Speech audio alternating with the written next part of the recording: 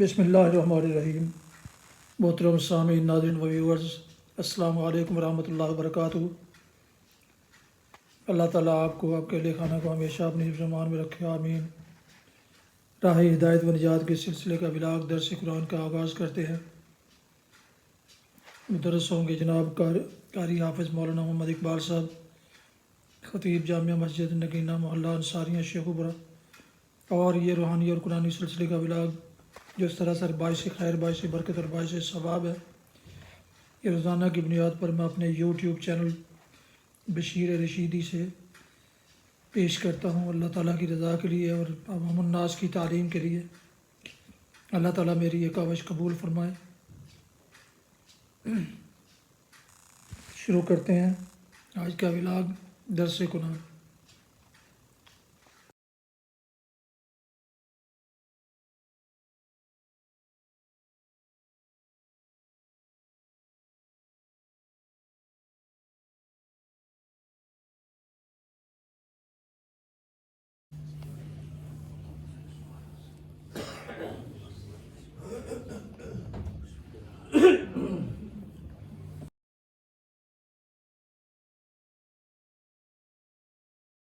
الحمد للہ وکفی والصلاة والسلام علی من لا نبی بعد، اما بعد فاعوذ باللہ من الشیطان الرجیم، بسم اللہ الرحمن الرحیم۔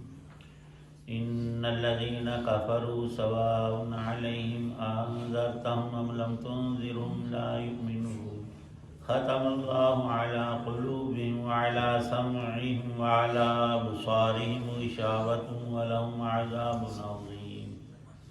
صدق اللہ العظیم۔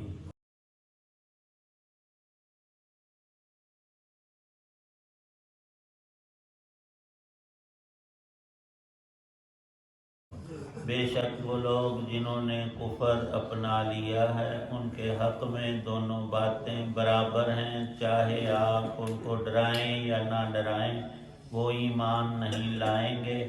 اللہ نے ان کے دلوں پر اور ان کے کانوں پر مہر لگا دی ہے، اور ان کی آنکھوں پر پردہ پڑا ہوا ہے، اور ان کے لیے زبردست عذاب ہے۔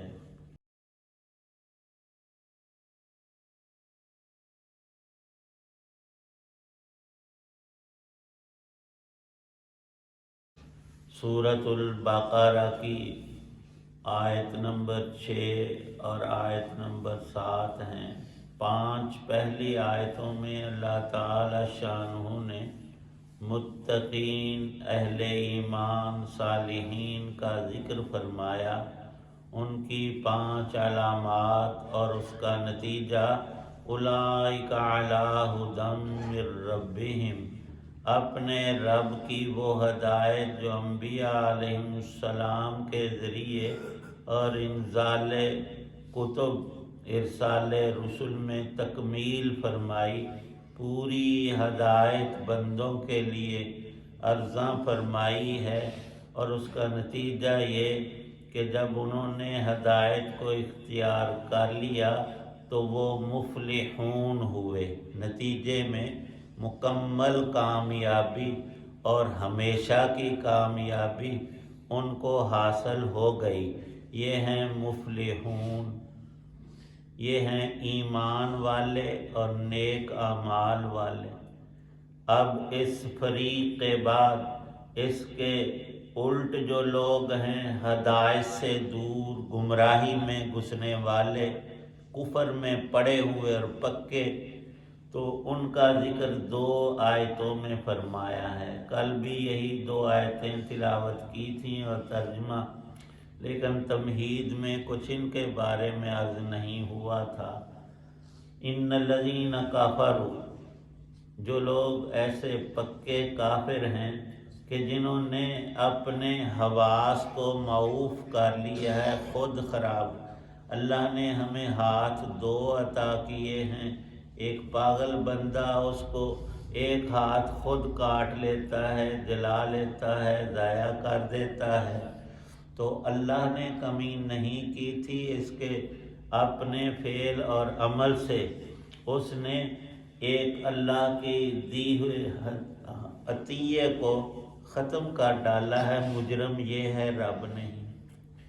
فرمایا کہ کچھ کافر ایسے ہیں کہ وہ ہٹ درمی اور ضد میں پڑے اور اڑے ہوئے ہیں، گویا انہوں نے قسم اٹھا لی ہے ہم کسی طور سے حق کو قبول نہیں کریں گے، ایمان نہیں لائیں گے۔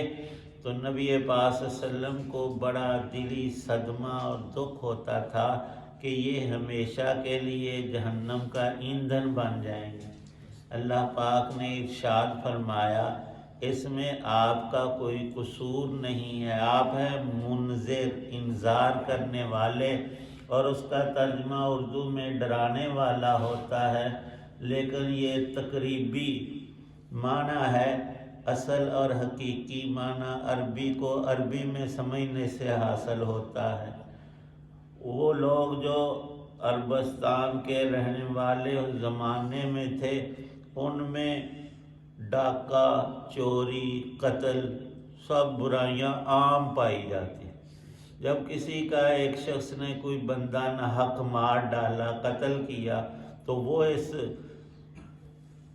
ذہن میں ہوتے تھے جب ہمارا گھات میں ہوتے تھے، جب ہمارا داؤ چلے گا ہم نہیں ایک نہیں ان کے 10 ماریں گے۔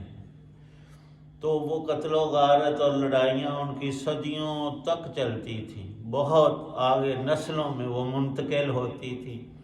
طریقہ یہ ہوتا تھا کہ کسی بستی پر دشمن نے تیاری کر کے اچانک حملہ کرنا چاہا، اور اس بستی میں کسی شخص نے دیکھ لیا، وہ پہاڑ کی چوٹی پر چڑھ کر یا اونچی جگہ وہ واویلا کرتا تھا، شور و غل کہتا تھا کہ فوراً تیار ہو جو حملہ ہونے ہی والا ہے، تو مقابلہ کر لو ورنہ وہ تمہیں تیس نیس بے خبری میں کر کے رکھ دیں گے۔ اس کو عربی میں انذار کہتے ہیں۔ وہ ان کا دشمن نہیں اعلان کرنے، وہ ان کا خیر خواہ ہے۔ شفقت، مہربانی، اپنے تعلق کی بنا پر ڈرانا، یہ انذار کہلاتا ہے۔ اللہ کے سارے انبیاء علیہ السلام منذر ہوتے ہیں، کفر اور غلط کاریوں کا جو برا نتیجہ نکلنے والا ہے اس سے ڈراتے ہیں، اور ان کا ڈرانا نہایت یہ شفقت، محبت والا ہوتا ہے۔ اللہ پاک فرماتے ہیں کہ آپ تو منذر ہیں، انذار کرتے ہیں، اور اللہ کے نبی نذیر ہوتے ہیں، لیکن کچھ لوگ ایسے ہیں کہ وہ حق بات کو کسی طور ماننے کے لیے تیار نہیں ہوتے۔ تو ان 2 آیتوں کے ضمن میں لکھا ہے کہ مکے میں آپ نے 13 سال ہدایت کا پیغام سب لوگوں تک پہنچایا۔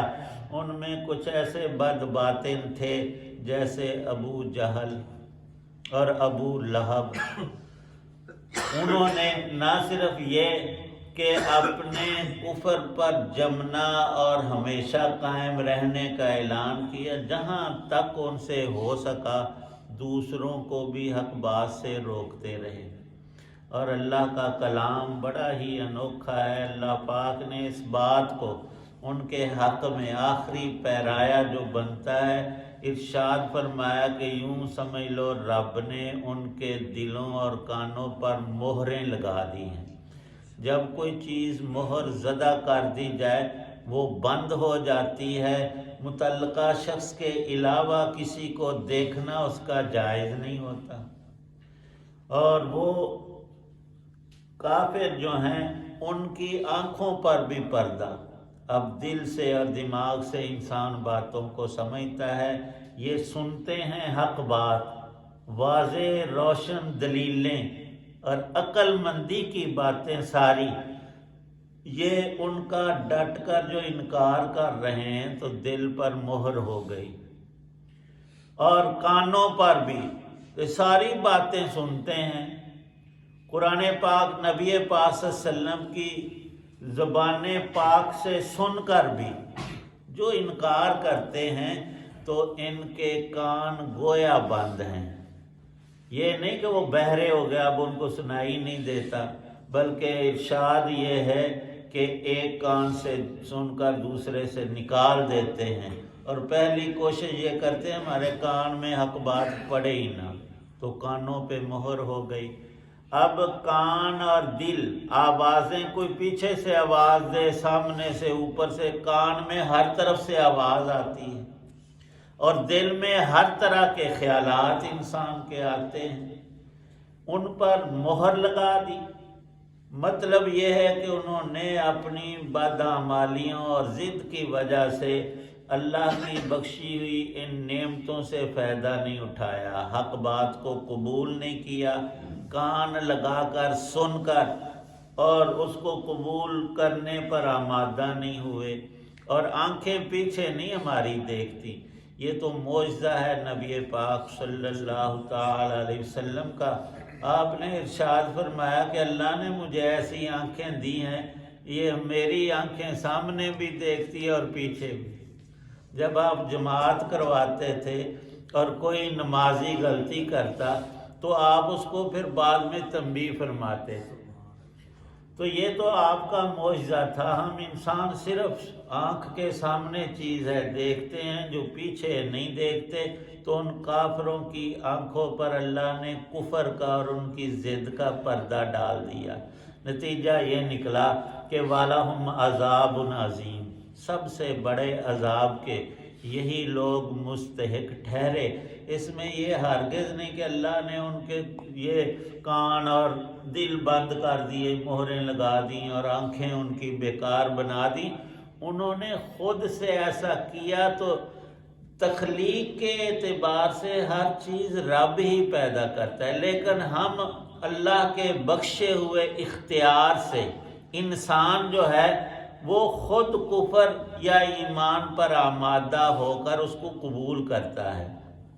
تو اللہ تعالی شانہ نے ان دو آیتوں میں کافروں کا پہلا گروہ ذکر کیا۔ یوں تو حقیقت میں دو گروہ یوں بنتے ہیں کہ ایک ایمان والا فریق اور گروہ ہے، ایک کافروں کا گروہ ہے۔ کافروں میں پھر آگے دو قسمیں ہیں، کچھ کافر مجاہر ہیں جیسے ابو جہل، اندر باہر سے کھلا کفر کرتے ہیں، ان کی مضرت اہل ایمان کے حق میں زیادہ نہیں، اس لیے دو آیتوں میں ذکر کیا۔ اگلا پورا رکوع جو ہے 13 آیتیں، وہ کافر جو منافق ہیں، اندر کفر رکھتے ہیں اور زبان سے کہتے ہیں ہم تمہارے ساتھ ہیں مسلمانوں، وہ آستین کے سانپ ہے، ان کو تفصیل سے بیان فرمایا۔ منافقین کا ذکر آگے ان الذین ومن الناس دوسرے رکوع پورے میں ذکر فرمایا ہے۔ یہ ایک رکوع سورۃ بقرہ کا عذاب عظیم پر پورا ہوا، اور اس کا خلاصہ اگر دیکھا جائے تو یہی ایمان والے متقین مفلحون ہیں، اور کافر سارے کے سارے مجاہر ہوں یا منافق ہوں، کھلے ہوں یا اندر میں کفر چھپایا ہوا ہو، وَلَهُمْ عَذَابٌ عَظِيمٌ، وہ رب کے مجرم ہیں جن کی سزا بھی ابدی، اور اہل ایمان نیک لوگوں کا ثواب بھی ابدی۔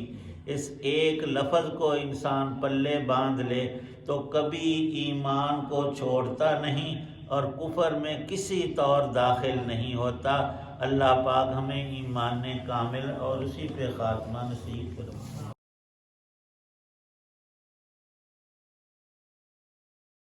الحمدللہ رب العالمین والصلاة والسلام علی رسولہ النبی الکریم۔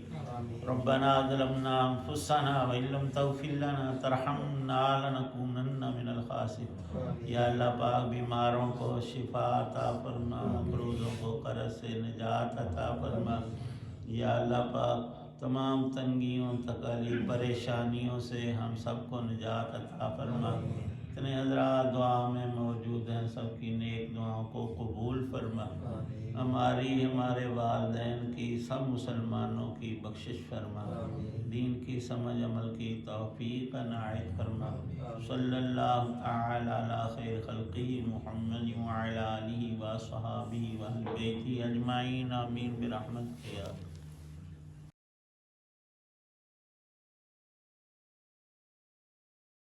محترم ویورز، اور ناظرین اور سامعین ابھی آپ دیکھ رہے تھے اور سن رہے تھے راہ ہدایت و نجات کے سلسلے کا ولاگ درس قرآن۔